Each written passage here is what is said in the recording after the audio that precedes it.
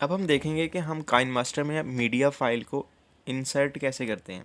हम मीडिया पे जाते हैं और कोई सी फाइल ही पकड़ के उसको इंसर्ट कर लेते हैं। फॉर एग्ज़ाम्पल हमने ये फ़ाइल इंसर्ट कर ली और अब हम चाहते हैं कि हम इसके साथ कोई और फाइल भी इंसर्ट करें।